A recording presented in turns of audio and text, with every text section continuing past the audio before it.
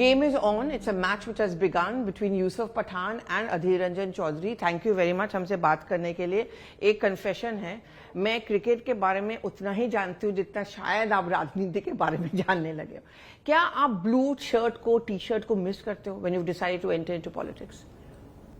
नहीं, बिल्कुल भी नहीं मिस करता, क्योंकि मैंने जो पार्ट प्ले करना था ब्लू शर्ट में वो मैंने किया. और एक वक्त आता है कि आपको हर चीज़ को साइड करके दूसरी चीज़ को अपनाना पड़ता है. तो अब मैं वो देखता हूँ, ब्लू शर्ट पहन के जो लोग खेलते हैं उनको चीयर करता हूँ, उनको सपोर्ट करता हूँ और एंजॉय करता हूँ.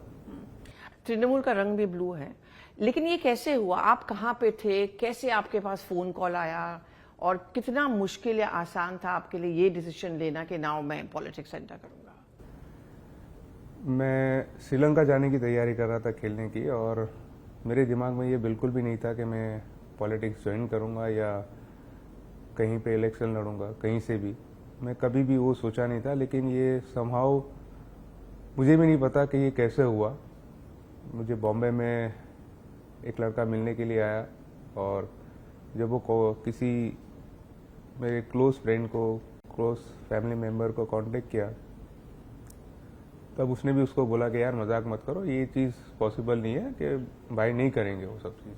तो बोले कि एक बार बात करा दो, मिलवा दो. तो उसने पूछा कि ठीक है आप कहाँ पर हो? तो बोले मैं बॉम्बे में हूँ. तो बोले ठीक है, भाई भी बॉम्बे में है, मैं ये होटल में रुका हूँ. तो लड़के ने बोला हाँ भाई भी वही होटल में है, मिल लो उनसे.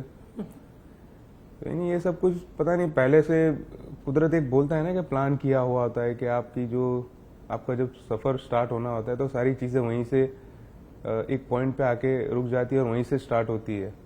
तो मेरे साथ भी शायद यही हुआ है कि कहीं भी कुछ नहीं था, लेकिन ये चीज़ मेरे रास्ते में आई. और फिर फैमिली ने डिसाइड किया, फैमिली में डिस्कस किया. मैंने पहले मना कर दिया, उसके बाद फिर 50-50 हुआ, उसके बाद फिर इस चीज़ को मैंने अपनाया. तो बस इसी तरह यहाँ पे स्टार्ट हुआ. लेकिन आपको बताया गया था कि बहरामपुर से आप लड़ोगे, वो भी अधीर रंजन चौधरी के खिलाफ, कि ये सस्पेंस था आपके लिए? नहीं, मेरे लिए सस्पेंस था. और ये चीज़ जो मेरा ऐसा मानना है कि जो कप्तान होता है वो डिसाइड करता है कि आप कहाँ खेलोगे और आप अपनी टीम के लिए क्या बेहतर कर सकते हो. तो शायद ये ममता बनर्जी और अभिषेक बनर्जी ने और पार्टी ने ये सोचा होगा कि मैं यहाँ पर बेहतर कर सकता हूँ, और यहाँ के लोगों के लिए जो काम होने चाहिए वो डेवलपमेंट के काम में अच्छे से सपोर्ट कर सकता हूँ. तो उनका जो भी डिसीजन था मैंने अपनाया. तो आप जब पहली बार बहरामपुर आए, आपको सबसे पहले क्या स्ट्राइक किया और क्या आप यहाँ पे चेंज करना चाहते हो? यहाँ पे सबसे पहले मैं चाहूँगा कि यहाँ पे एक स्पोर्ट्स एकेडमी हो, क्योंकि यहाँ के बच्चे स्पोर्ट्स को पसंद करते. और यहाँ पे ऐसा कोई सोच नहीं है कि यहाँ के बच्चे अपना करियर, अपना जो ड्रीम है उसको पूरा कर सके. तो as a cricketer, as a sports person, मैं ये चाहूँगा कि यहाँ पे एक स्पोर्ट्स एकेडमी बने. और दूसरी चीज़ है कि यहाँ पे बहुत अच्छी इंडस्ट्रीज़ है, जो सिल्क का काम अच्छा होता है यहाँ पे, जूट का काम अच्छा होता है, थर्माकोल का काम अच्छा होता है. तो उन चीज़ों को एक बार फिर से बढ़ाया जाए और यहाँ पे जो जॉब क्रिएट किए जाए, अपॉर्चुनिटी क्रिएट किए जाए. मैं जब अधीर रंजन चौधरी से बात कर रही थी, वो आपको बिल्कुल ही नहीं क्रिटिसाइज कर रहे थे. उन्होंने कहा कि मैच में हर कोई खेल सकता है. पर्सनल अटैक से आप भी दूर रहना चाहोगे? क्योंकि नॉर्मली क्रिकेटिंग फील्ड में कोई पर्सनल अटैक्स होता नहीं है normally, because that's a sportsman spirit. तो जब आप कैंपेन करने जाते हो, क्या आप उसको भी अवॉइड करना चाहोगे? पॉजिटिव एजेंडा लेके कैंपेन करोगे? नहीं, बिल्कुल. मैं, जैसा आपने कहा कि मैं एक स्पोर्ट्स पर्सन हूँ, क्रिकेटर हूँ, तो मैं अपनी लाइफ में भी उसी तरह से आगे बढ़ता हूँ. और यहाँ पे जो लोगों के जो मुद्दे हैं, मैं उन पे फोकस करना चाहूँगा, रादर के किसने क्या बोला, कौन क्या बोल रहा है, उस पर फोकस करना. क्योंकि मेरा जो एनर्जी है यहाँ के लोगों के लिए स्पेंड होना चाहिए, न कि ये सब बातों पे. तो यहाँ पे लोगों को रोटी का प्रॉब्लम है, मकान का प्रॉब्लम है, तो वो सारी चीज़ें हैं, तो उसको मैं ज़्यादा फोकस करना चाहूँगा.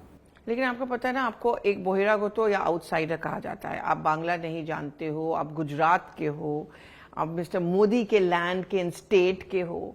क्या ये आपको एहसास दिलाया जाता है? क्या आप बांग्ला सीख रहे हो ना? सीख रहा हूँ, बिल्कुल सीख रहा हूँ। और दूसरी बात मैं सबसे पहले ये क्लियर कर दूँ, जब मैं पैदा हुआ था तो मेरे एक माँ बाप थे। जब देश के लिए खेला तो पूरा देश के जितने भी माँ बाप है वो मुझे अपना बेटा माना। और जो भी देश के लिए कुछ भी अचीव करता है तो हर घर में जितने भी लोग होते हैं उसे अपना मानते हैं। और स्पेशली बंगाल का एक कल्चर रहा है कि यहाँ पे लोग बहुत अच्छे से वेलकम करते, अपनाते हैं। मैं डे वन से जब से यहाँ पर आया हूँ तो लोगों ने मुझे बहुत अच्छे से वेलकम किया और अपनाया है। जहाँ भी जाता हूँ मैं तो मुझे बड़े भाई की तरह बुलाया जाता है। जितने भी एल्डर्स जो है वो अपना बेटा करके बुलाते हैं मुझे। और सबसे अच्छी बात है वो ये कहते हैं कि फिक्र करने की कोई ज़रूरत नहीं है, जाओ तुम जीतोगे और ये हमारी दुआ है। तो एक घर का जो मेंबर होता है उसको इसी तरह से ट्रीट किया जाता है कि तुम फिक्र मत करो, हम तुम्हारे साथ हैं और हमारी दुआएं तुम्हारे साथ है। तो अब मुझे नहीं लगता कि कहीं पे भी किसी ने मुझे आउटसाइडर माना है और बोला है। लेकिन आपका कनेक्शन, जैसा आपने कहा कि ये